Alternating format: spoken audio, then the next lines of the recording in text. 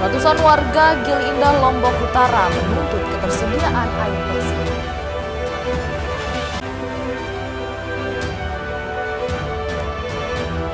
Wisatawan asal Swiss tewas setelah jatuh ke jurang.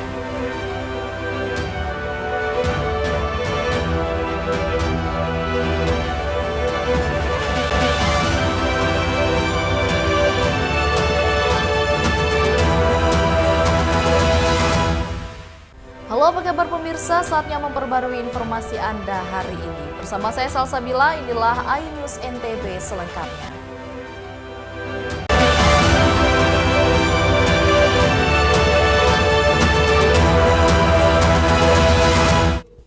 Ratusan warga Gili Indah, Lombok Utara, Nusa Tenggara Barat berunjuk rasa ke kantor pengelola ekosistem pesisir dan laut.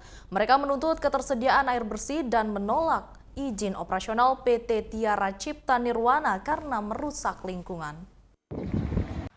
Dengan mengambil titik kumpul di Pelabuhan Bangsal Pemenang Lombok Utara, Nusa Tenggara Barat, ratusan warga desa Gili Indah yang terdiri dari Gili Terawangan, Gili Meno, dan Gili Air bergerak mendatangi pusat kantor pemerintahan Kabupaten Lombok Utara. Di kantor pengelola ekosistem pesisir dan laut BKKPN Kupang, massa secara bergantian berorasi menyampaikan tuntutannya dan meminta ketersediaan air bersih dan mencabut izin operasional PT TCN. Pokoknya kita mau air tawar, Pak.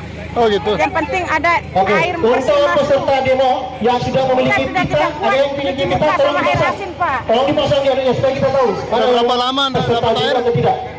Kalau kami tidak ada, tidak mau, ada penyusup. Tuntutan yang pertama air. Sudah beberapa hari, sudah hampir 1 minggu air di Gili Meno sudah tidak ada lagi. Kasihan, sementara di Meno tidak ada sumber air tawar, air bersih. Kemudian ada indikasi limbah yang di Terawangan, apakah itu limbah itu masih dalam tahap penelitian. Setelah berorasi dan menyampaikan tuntutannya di tempat ini, ratusan warga Gili Indah, Lombok Utara melanjutkan aksi ke kantor DPRD Kabupaten Lombok Utara dan kantor Bupati Lombok Utara. Dari Lombok Utara, Hari Kasidi, iNews melaporkan. Sementara itu pemirsa, wisatawan asal Swiss tewas setelah jatuh ke jurang sedalam 100 meter saat mendaki Bukit Anak Dara di Sembalun, Lombok Timur. Petugas sempat kesulitan melakukan proses evakuasi karena medan yang terjal. Wisatawan asal Swiss Melanie Bonner tewas setelah terjatuh ke jurang saat melakukan pendakian di Bukit Anak Dara di Sembalun, Lombok Timur, Sabtu siang. Jasad korban pertama kali ditemukan di jurang sedalam 100 meter dari pendakian oleh warga yang ikut melakukan pencarian bersama pengelola homestay tempat korban menginap. Pengelola homestay melakukan pencarian karena korban tak kunjung kembali ke penginapan hingga Sabtu malam. Petugas sempat kesulitan melakukan proses evakuasi karena medan yang terjal. Korban baru berhasil dievakuasi dari jurang pukul 1.30 waktu Indonesia bagian tengah setelah tim gabungan turun ke lokasi kejadian. Menurut informasi dari tim yang pertama turun, itu kedalaman sekitar 100 meter dengan titik kecuraman antara 60 sampai 70 derajat. Tentu untuk kendalanya di samping dengan visibility yang sangat terbatas, teman-teman yang berangkat pada malam hari juga kondisi fisik teman-teman untuk melakukan evakuasi pada titik kemiringan dan kecuraman yang luar biasa sangat miring. Setelah berhasil dievakuasi, jasad korban kemudian dibawa ke Rumah Sakit Bayangkara di Mataram. Dari Lombok Timur, Ramli Nurawang, iNews melaporkan. Pemirsa, proses penyelidikan kasus limbah pengeboran bawah laut di Gili Terawangan, Kabupaten Lombok Utara masih berlanjut karena hasil uji laboratorium belum keluar. Hasil rekomendasi dan investigasi yang dilakukan Tim Balai Kawasan Konservasi Perairan Nasional atau BKPPN Kupang sudah keluar. Namun proses penyelidikan masih berlanjut, pasalnya Kepala PSDKP Benoa hingga saat ini pihaknya masih menunggu hasil uji laboratorium kandungan limbah pengeboran keluar terlebih dahulu untuk melengkapi berkas atau dokumen laporan penyelidikan sebelum menetapkan sanksi, baik sanksi administrasi maupun sanksi pidana kepada pihak perusahaan perusahaan air minum yang diduga melakukan pencemaran lingkungan di kawasan konservasi Gili Trawangan. Selain menunggu hasil uji lab kandungan limbah keluar, PSDKP juga tengah berkoordinasi dengan sejumlah pihak termasuk Pemda KLU yang melakukan kerjasama KBPU melalui PDAM dan pihak perusahaan yang melakukan pengeboran di Gili Trawangan. Oh, belum keluar uji labnya? Belum, baru satu. Yang satu belum, karena ini analisis yang diharapkan analisis kan beda nih, dua lab beda. Ini baru keluar satu. Nah, kita nunggu satunya. Kenapa kita harus nunggu itu? Karena kita inginnya langsung satu secara komprehensif. Laporannya gitu. Laporannya langsung, jadi tidak sepotong-sepotong. Imam Fauzi menegaskan proses penyelidikan akan terus berjalan sesuai prosedur yang berlaku. Sebelumnya BKKPN Kupang menemukan fakta sebanyak 16.000 meter persegi terumbu karang di kawasan konservasi Gili Trawangan terdampak limbah pengeboran perusahaan penyuplai air minum di kawasan tersebut. Dari Lombok Utara, Hari Kasidi, iNews melaporkan. Pemirsa, informasi lainnya akan kami sajikan untuk Anda setelah jeda pariwara berikut. Tetaplah bersama kami di iNews NTB.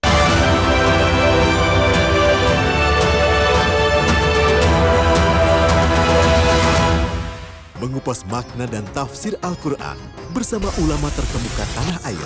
Kaumum min kaum khairun minal yadis suflah. Nggak bakal bisa dibayar oleh dunia dan seisinya. Jelas, lugas untuk kehidupan sehari-hari. Di antara yang merusak hati adalah buruk sangka. Wa aqimus shalah wa atuz zakah. Itu pun sejajar dengan jihad fisabilillah. Cahaya Hati Indonesia, Sabtu dan Minggu pukul 12 siang di iNews.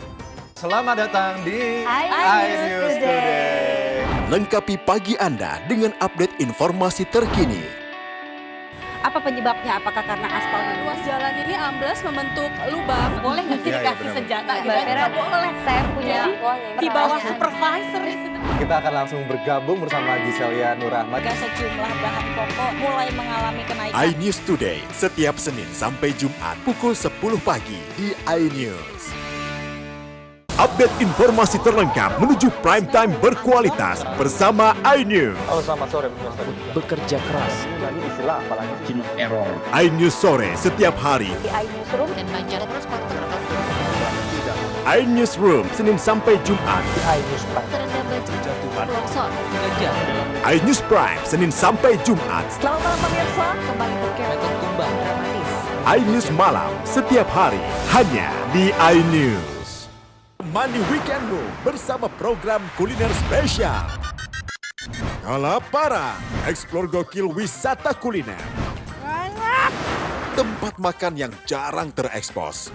Food Diary, mengupas sejarah kuliner, hidangan viral dari Nusantara sampai mancanegara. Mantep banget, mantep banget. Saksikan kuliner spesial weekend, Sabtu dan Minggu pukul 10 pagi di iNews. Hai, namaku Grini. Grini mau ajak teman-teman untuk menjaga bumi kita tercinta dari kerusakan.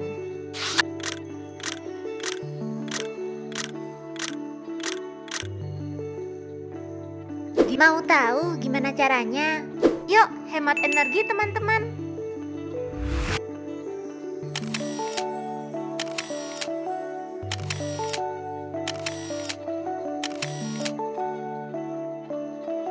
Kurangi penggunaan plastik sekali pakai.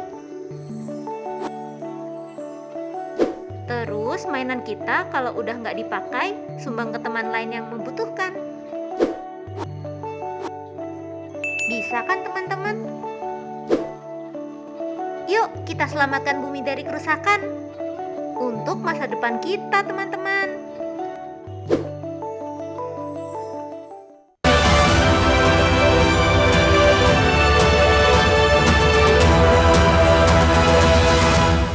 Terima kasih pemirsa masih bersama kami di iNews NTB. Pemerintah daerah NTB menolak pelaksanaan MXGP 2024 lantaran dinilai tidak memberikan keuntungan bagi daerah karena masih menyisakan hutang yang belum terbayarkan hingga saat ini. Pelaksanaan Motocross Grand Prix atau MXGP 2024 masih menjadi polemik, padahal MXGP disebut akan dilaksanakan pada bulan Juni dan Juli tahun 2024. Namun pemerintah daerah hingga saat ini menyebut bahwa pelaksanaan MXGP masih belum mendapatkan restu di NTB lantaran masih banyak menyisakan hutang yang belum terbayarkan hingga saat ini. PJ Gubernur NTB menilai pelaksanaan MXGP hanya menyisakan kerugian dan tidak memberikan keuntungan bagi daerah yang menjadi lokasi pelaksanaan MXGP. Ia juga mengklaim hingga saat ini IMI Pusat juga menolak pelaksanaan MXGP. Terakhir saya dengar Bupati Sumbawa menolak itu. Menolak dan ada hutang gitu anunya. Nah, di sana meninggalkan hutang. Di kota juga meninggalkan hutang. Kemudian saya dengar juga banyak pihak panitia itu masih berhutang. Termasuk masih berhutang kepada IMI Pusat. Nah, artinya kalau banyak hutang seperti ini, banyak pihak yang dirugikan. Ditemui di tempat yang berbeda, Bupati Sumbawa Muhammad Abdullah membenarkan hingga saat ini MXGP bahkan belum menuntaskan permasalahan pajak usai pelaksanaan MXGP Samota 2023 lalu. MXGP juga penelitiannya ini harus tahu diri dong. Dalam arti jangan kewajibannya nggak dilunaskan. Kewajiban seperti apa? Iya, kewajiban seperti pajak apa itu loh. Oh, belum diselesaikan? Iya, kan belum. Sebelumnya diberitakan bahwa 2 seri balapan MXGP 2024 akan dilaksanakan di Kota Mataram pada 29 hingga 30 Juni dan 6 hingga 7 Juli 2024. Dari Mataram, Rizka Anjani, iNews melaporkan. KPU Lombok Barat resmi meluncurkan tahapan Pilkada Serentak 2024. Peluncuran tahapan Pilkada ini sebagai bentuk pemberitahuan kepada semua masyarakat untuk menggunakan hak pilihnya pada 27 November 2024 mendatang. KPU Lombok Barat bersama KPU NTB dan Pemkab Lombok Barat launching tahapan Pilkada Serentak di halaman kantor Bupati Lombok Barat. Seperti halnya pelaksanaan pemilu atau pilkada membutuhkan dukungan semua pihak untuk menyukseskan, pasalnya KPU tidak bisa bekerja sendiri, namun membutuhkan kerjasama semua pihak. Sekalipun konsentrasi KPU saat ini masih menuntaskan tahapan akhir pemilu 2024, yakni sengketa pemilu dan penetapan kursi, namun mereka sangat siap melaksanakan pilkada serentak 2024. Ketua KPU Lombok Barat, lalu Rudi Iskandar, menekankan pentingnya menjaga sirkulasi kepemimpinan melalui ajang Pesta Demokrasi 5 tahunan. Tahapan Pesta Demokrasi Pilkada Serentak telah dimulai untuk melahirkan pemimpin baru. Sesuai peraturan KPU nomor 2 tahun 2024 tentang jadwal dan tahapan Pilkada Gubernur dan Wakil Gubernur, Bupati dan Wakil Bupati, sehingga yang menjadi pedoman KPU dalam menjalankan tahapan Pilkada di Lombok Barat. Peluncuran ini sebetulnya sebagai penanda bahwa pemilihan kepala daerah itu sudah dimulai, terutama terkait dengan tahapan-tahapan dalam pelaksanaan pemilihan kepala daerah di Kabupaten Lombok Barat. Ini juga berkaitan dengan karena telah dikeluarkannya atau diterbitkannya peraturan KPU nomor 2 tahun 2024 tentang tahapan dan jadwal. KPU berharap dalam prosesnya nanti yang kalah jangan baperan, yang menang jangan jemawa. Kemenangan yang diraih nanti adalah amanat yang harus dijalankan sebaik-baiknya. Dari Lombok Barat, Muzakir, iNews melaporkan. Sementara itu pemirsa, petani dan peternak ayam boiler di Lombok Tengah memperoleh bantuan pertanian, menyusul kesulitan para peternak memperoleh pakan. Kabupaten Lombok Tengah menjadi salah satu kabupaten terpilih menjadi pengembang program iCare dari Kementerian Pertanian dan Peternakan RI. Khusus di Kabupaten Lombok Tengah ada 3 kecamatan yang dipilih untuk mendukung pengelolaan kawasan dan rantai nilai komoditas pertanian yang berkelanjutan dan inklusif, yakni Kecamatan Praia Barat Daya, Praia, dan Praia Tengah. Kepala Dinas Pertanian Lombok Tengah M. Kamrin menjelaskan 2 komoditi yang dipilih untuk program iCare di Lombok Tengah, yakni komoditi pertanian jagung dan peternak ayam petelur. Selain itu, program iCare tidak langsung ke petani, akan tetapi penyaluran melalui koperasi untuk penyediaan bibit hingga pupuk. Untuk luas lahan tanam jagung ditargetkan 1.000 hektar dengan jumlah petani yang sudah terdaftar sebanyak 2.008 orang. Sementara itu untuk peternak ayam saat ini masih dilakukan identifikasi program iCare bantuan pertanian. Antara jagung dan ayam ini terintegrasi dia. Target kita ke depan pasca program iCare ini nanti di mana produksi jagung dan ayam ini terjadi hubungan timbal balik yang saling menguntungkan. Dengan adanya program ini diharapkan persoalan pakan ternak yang mahal hingga berdampak pada harga telur ayam yang mahal dapat dituntaskan. Selain itu, produksi jagung dan ayam juga mempunyai timbal balik baik untuk petani maupun peternak. Dari Lombok Tengah, Emma Widiawati, iNews melaporkan. Pemirsa, informasi lainnya akan kami sajikan untuk Anda setelah jeda pariwara berikut. Tetaplah bersama kami di iNews NTB.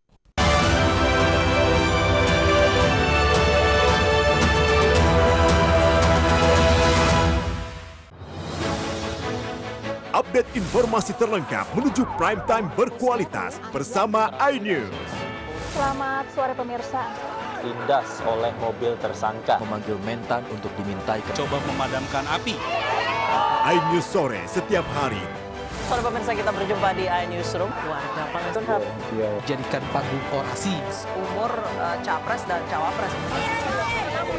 Yang paling jangkau dan sangat. iNewsroom setiap hari. Kita di iNews Prime. Masa dari komunitas menjaga Dikyang akan bahwa secara normal betul-betul putih berada di apa di Jawa Barat. Memiliki komunitas kepanjangan. iNews Prime setiap Senin sampai Jumat. Inilah iNews Malam, mengevakuasi korban mas yang salah sasaran. Disertai asap hitam. Bicarakan pada menit ke-6 di Riau berjalan aman. CIC memberikan tarif promo. iNews Malam setiap hari. Hanya di iNews. Mengupas makna dan tafsir Al-Quran bersama ulama terkemuka tanah air. Kaumum min kaum khairun minal yadis suflah. Nggak bakal bisa dibayar oleh dunia dan seisinya. Jelas, lugas untuk kehidupan sehari-hari. Di antara yang merusak hati adalah buruk sangka. Wa aqimus shalah wa atuz zakah. Itu pun sejajar dengan jihad fisabilillah. Cahaya Hati Indonesia, Sabtu dan Minggu pukul 12 siang di iNews. Money Weekendmu bersama program kuliner spesial. Kalaparan, eksplor gokil wisata kuliner. Tempat makan yang jarang terekspos. Food Diary, mengupas sejarah kuliner, hidangan viral dari Nusantara sampai mancanegara. Mantep banget, mantep banget. Saksikan Kuliner Special Weekend, Sabtu dan Minggu pukul 10 pagi di iNews. Selamat datang di iNews Today. Lengkapi pagi Anda dengan update informasi terkini. Apa penyebabnya? Apakah karena aspal ruas jalan ini amblas membentuk lubang? Boleh nggak sih dikasih senjata? Nggak boleh. Saya punya di bawah supervisor. Kita akan langsung bergabung bersama Giselia Nurahmat. Sejumlah bahan pokok mulai mengalami kenaikan. iNews Today setiap Senin sampai Jumat pukul 10 pagi di iNews. Money Weekendmu bersama program kuliner spesial. Kalaparan, eksplor gokil wisata kuliner. Tempat makan yang jarang terekspos. Food Diary, mengupas sejarah kuliner, hidangan viral dari Nusantara sampai mancanegara. Mantep banget, mantep banget. Saksikan Kuliner Special Weekend, Sabtu dan Minggu pukul 10 pagi di iNews. Halo teman-teman, saya mau mengajak teman-teman untuk menjaga kebersihan lingkungan agar tidak menimbulkan bencana seperti menyebabkan kerusakan ekologis, menyebarkan penyakit, menyebabkan terjadinya banjir, dan menyebabkan bau yang tidak sedap. Ayo jaga kebersihan lingkungan kita dari sampah lingkungan dan sampah masyarakat. Mari kita pulangkan sampah-sampah kita ke tempat yang semestinya. Karena satu sampah yang kau buang sembarangan akan menimbulkan 1001 macam bencana. Namun, satu sampah yang kau buang ke tempatnya akan menyelamatkan seluruh alam semesta. Mari teman-teman kita buang sampah pada tempatnya untuk menjaga kelestarian lingkungan kita.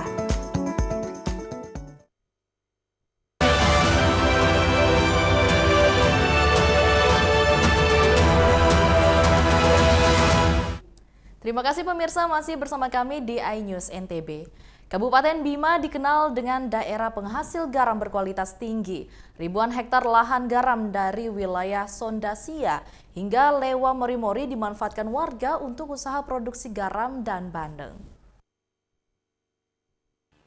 Hamparan tambak garam di dekat kawasan Bandara Sultan Muhammad Salahuddin Bima di Nusa Tenggara Barat menjadi salah satu lokasi penghasil garam bagi wilayah Bima, Dompu, dan daerah-daerah lain di NTB. Barisan tambak-tambak ini biasanya menjadi pemandangan menarik dari arah jendela pesawat sebelum landing atau take off dari Bima.